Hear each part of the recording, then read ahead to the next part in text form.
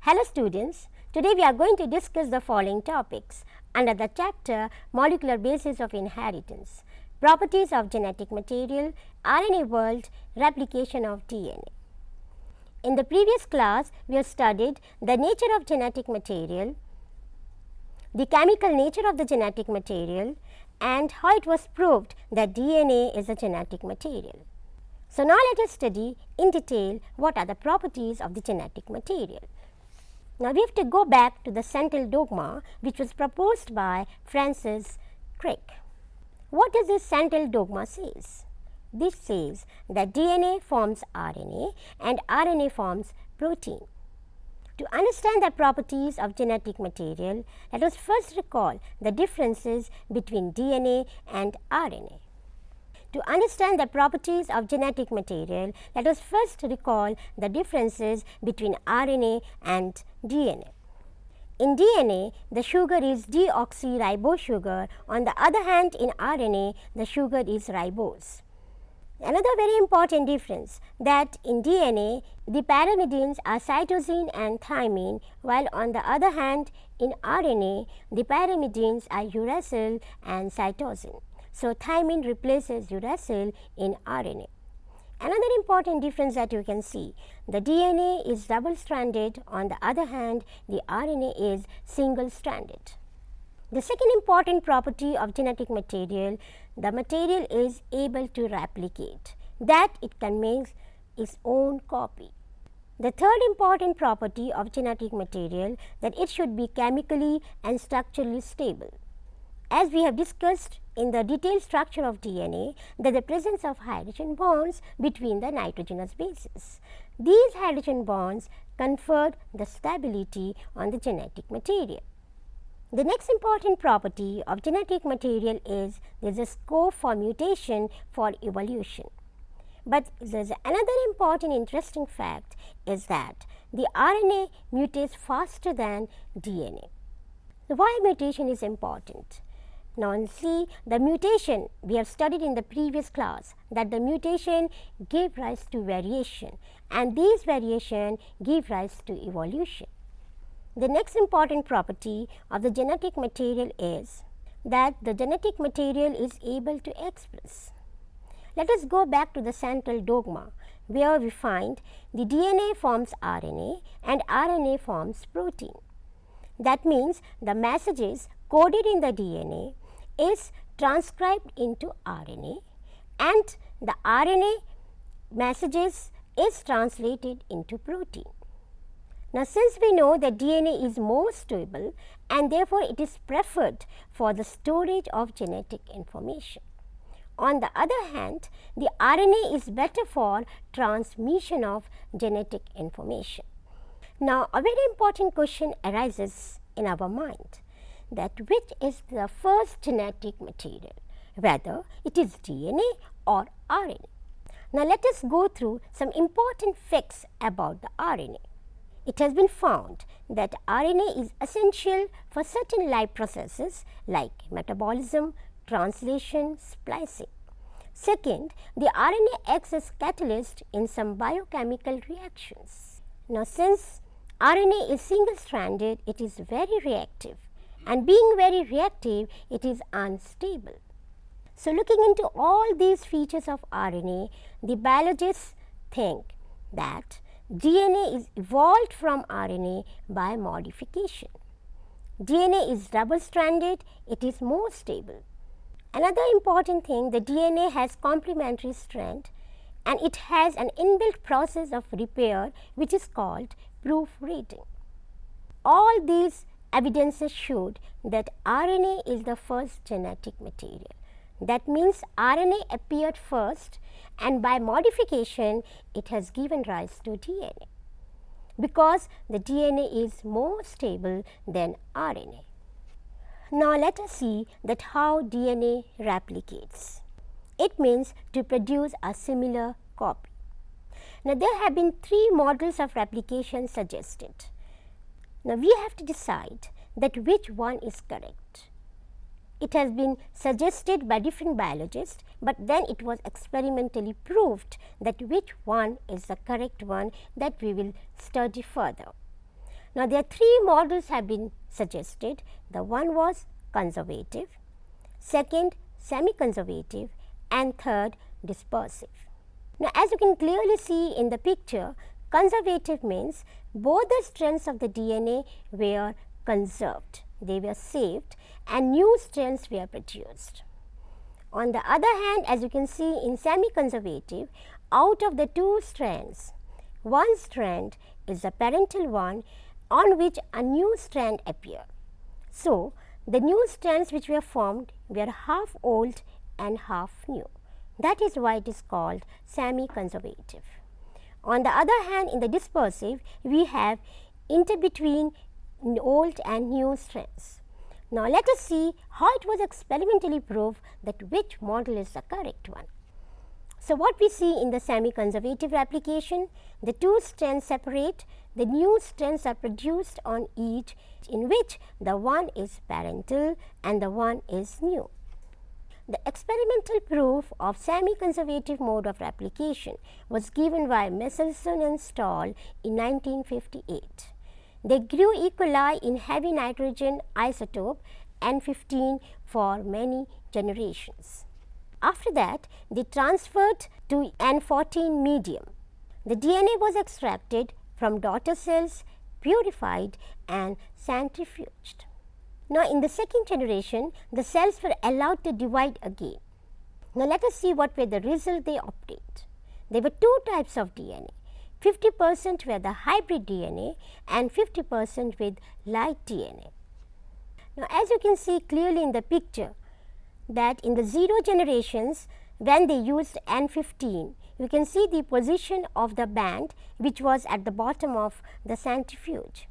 On the other hand, in first generation, there was a hybrid DNA was produced. This hybrid DNA contained N14 and N15 DNA.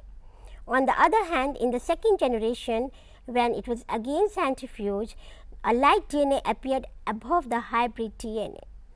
So, what they concluded that each daughter DNA molecule contains one old, which is a parental one, and one new strand. Now, there are two options as you can see in the picture. After one generation, there are two test tubes, one shows the semi-conservative and the other shows the conservative. In semi-conservative, only one band appeared after one generation, but in the conservative, there would appear two bands, but they observed only one band, that was the hybrid DNA. After many generations, what they observed, that in the case of semi-conservative, there is a light band which appeared above the hybrid band.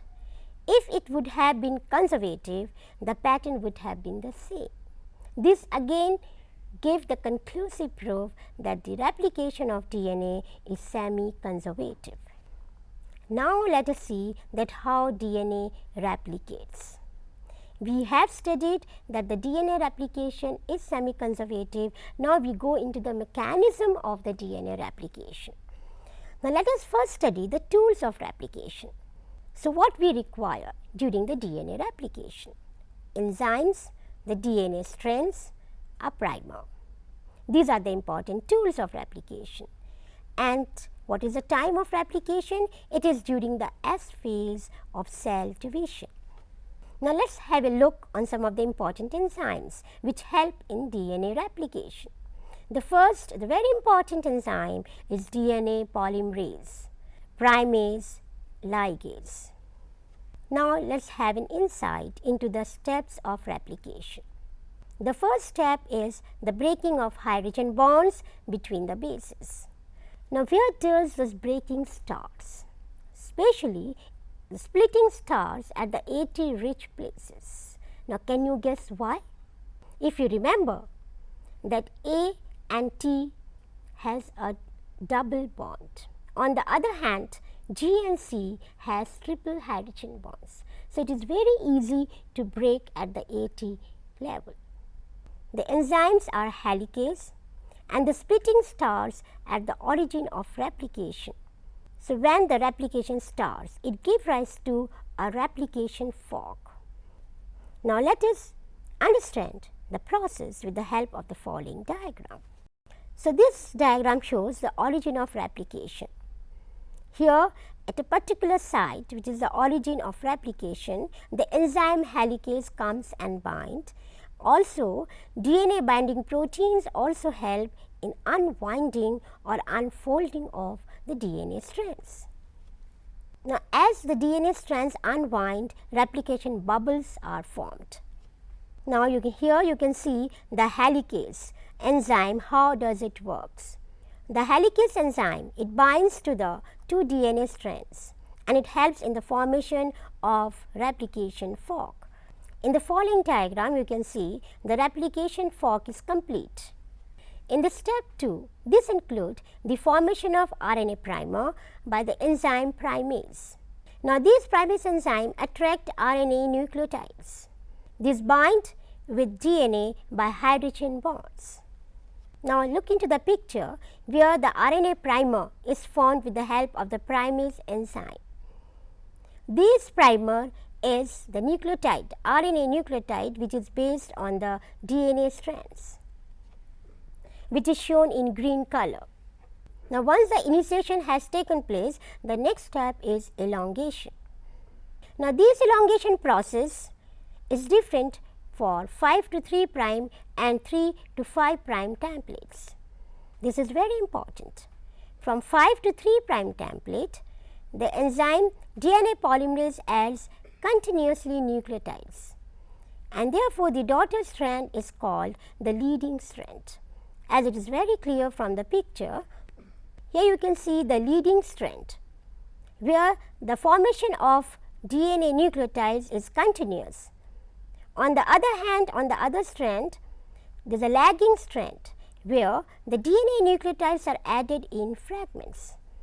Now, these fragments are called Okazaki fragments. The next step is the removal of RNA primers. In lagging strand, the DNA polymerase 1 has exonuclease activity that reads fragments and remove the RNA primers. The gaps are closed by DNA polymerase and DNA ligase. This is very clear in the following picture where the RNA primers are removed and the gaps are sealed. So, this particular diagram shows that how the two strands have been formed. The one is the leading strand and the one is the lagging strand. The lagging strand having the Okazaki fragments. Now, this particular diagram, this shows the collaboration of the enzymes, topoisomerase, the helicase, the primase and the ligase. So, now we have a new double helix, the one old and one new. Now, another very important feature in the DNA that DNA has an inbuilt repair mechanism. If anything goes wrong, that means if any mutation occurs in the DNA, it can repair by itself. And this process is called the proofreading of DNA. So, now let us have the summary of the topics. The DNA is more stable than RNA. The genetic material is one which replicate, chemically and structurally stable, can mutate and able to express. RNA is the first genetic material. DNA replication is semi-conservative. DNA replication include initiation, elongation and termination, and replication requires various enzymes and factors. So, let us have a small quiz now. In RNA, thymine is replaced by which directly codes for protein synthesis, whether it is DNA or RNA. Why biologists believe that RNA is the first genetic material? During which phase the DNA replicate? Which enzyme helps in unfolding of DNA? What do you mean by semi-conservative mode of replication? So, in the next class, we are going to have the topics transcription, types of RNAs and genetic code. Thank you.